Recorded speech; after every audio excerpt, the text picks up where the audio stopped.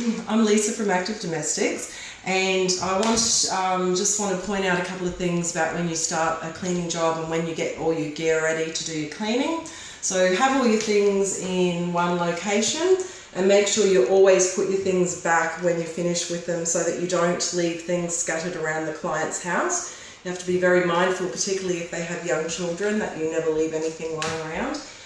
But I also wanted to point out things like when you bring your vacuum cleaner out, all ready to plug in and go, never leave it in the doorways where someone could trip. You've got to just put it somewhere a little bit away that no one's going to easily trip over it, or you're not going to trip over it. Because one of the major things that cleaners do to hurt themselves is slips, trips and falls.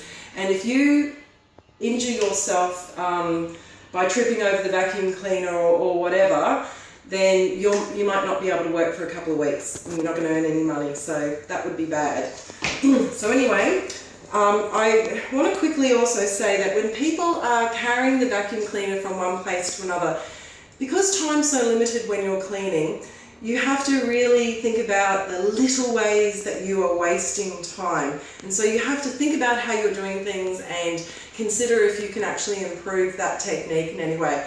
One of the common things that I see that people do that waste time is they'll have to take the vacuum cleaner from one section of the house to another section of the house, and they'll start scooping all the vacuum cleaner up and stuff like that. I wouldn't actually do that. I would just scoop it up in my hand like this, making sure I've got it a tight hold. Definitely lower that.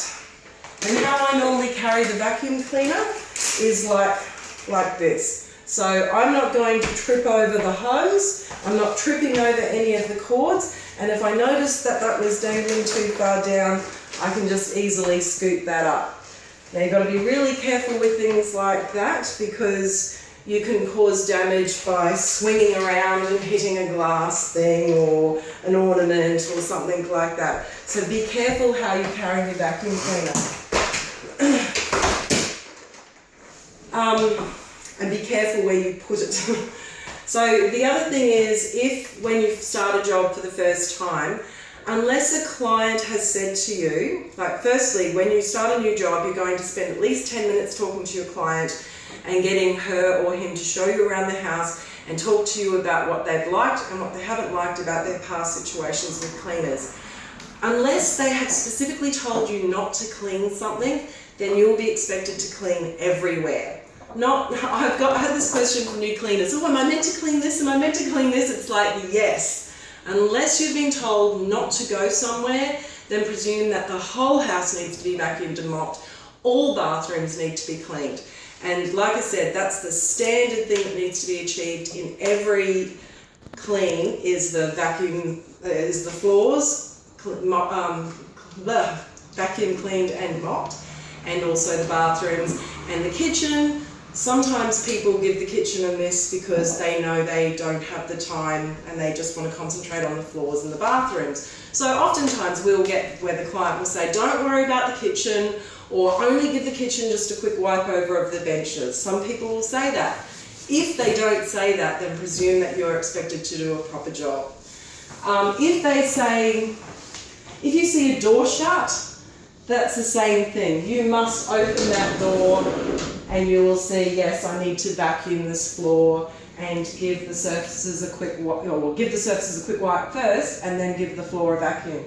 If you see a bed that is not made, then make the bed. I mean, if you don't have a lot of time, you can at least pull the blankets over and just, it only takes 30 seconds to make a bed at least look tidier, so that when your client comes in, they can just get that general first impression that not only is everything clean, but it's also tidy. So yes, just because a door's shut, that's not a sign of don't go there. They just might keep that door shut, right?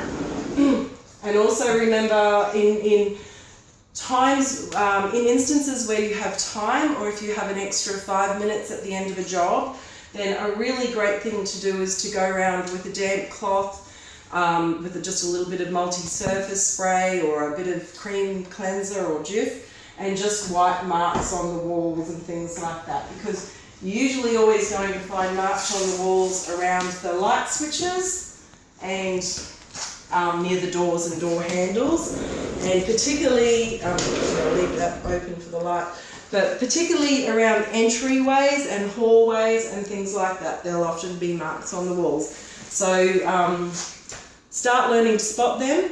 Obviously you're not always going to get every mark off every time you go to a house, but if you go, okay, well, today I'm going to spend an extra 5 minutes in the lounge where I'm going to really not only just do a quick dust, but I'm going to look for the marks on the walls. And every time you go to clean that person's house, you pick another room and spend that concerted extra 5 minutes specifically doing extra detailed things that you wouldn't normally get a chance to do, then that makes a really big difference to the quality of the clean that the client gets. And rather than their house just being maintained at a certain basic level, their house gets cleaner and cleaner all the time because they have a professional cleaner that really wants to, to give a really professional, detailed service. So thank you very much.